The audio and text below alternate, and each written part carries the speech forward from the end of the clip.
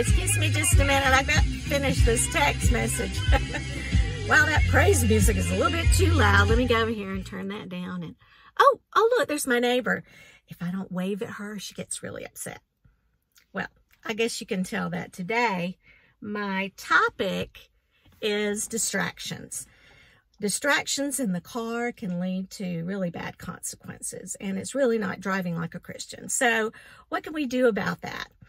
Well, I like to categorize distractions when you're driving into 3 categories. First of all, there are distractions inside your car. Then there are distractions outside of the car. And finally, there are distractions inside your head. So for distractions inside your car, there are lots of things like the ones I just showed you. There's your phone, and even if you have a hands-free phone, talking on your phone while you're driving can be a distraction.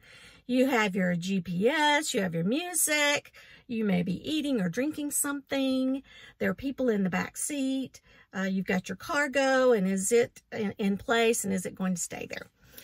So what about outside? Outside the car, there might be road construction, there might be traffic, people walking by, little animals running across in front of you, all kinds of things.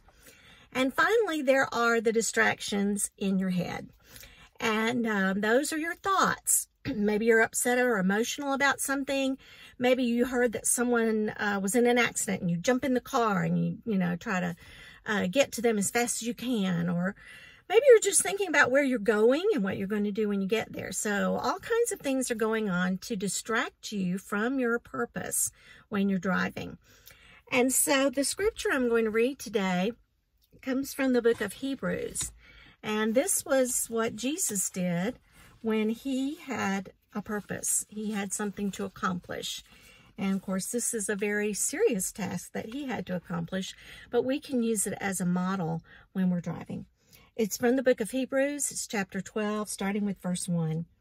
Therefore, since we are surrounded by such a great cloud of witnesses, let us throw off everything that hinders and the sin that so easily entangles, and let us run with perseverance the race marked out before us. Let us fix our eyes on Jesus, the author and perfecter of our faith, who for the joy set before him endured the cross, scorning its shame, and sat down at the right hand of the throne of God. So Jesus set aside all distractions so that he could achieve his purpose. And that's what we have to do. As far as distractions inside the car, you have a lot of control over that.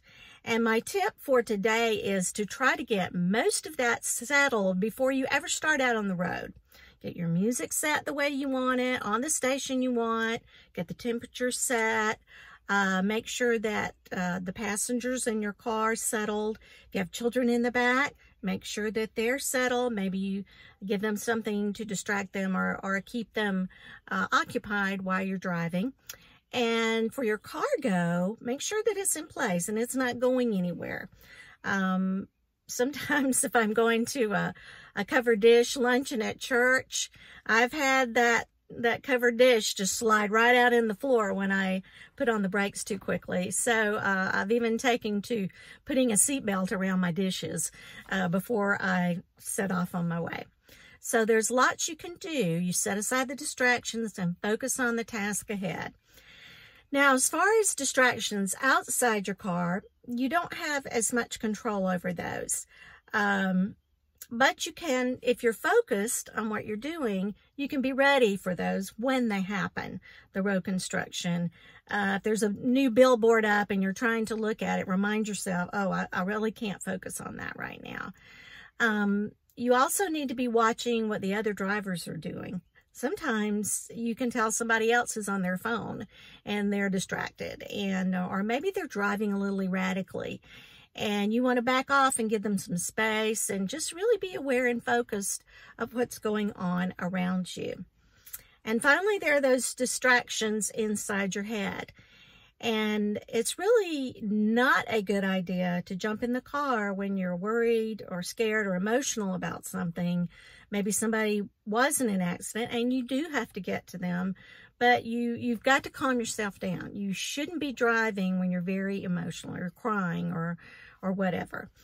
If you know you're going somewhere, let's say you're going to give a speech when you get to church, you've got to put that aside for just a little while so that you can focus on what you're doing. You know, think about that once you arrive at your destination.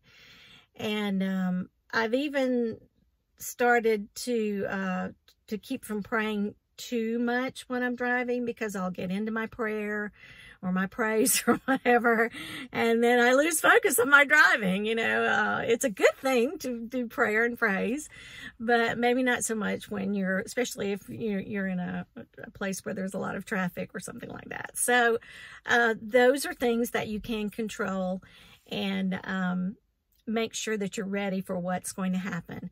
Because as you know, I always finish with this scripture: in this world, you will have trouble or distractions, but Jesus said, take heart, I have overcome the world. Have a safe drive. Bye-bye.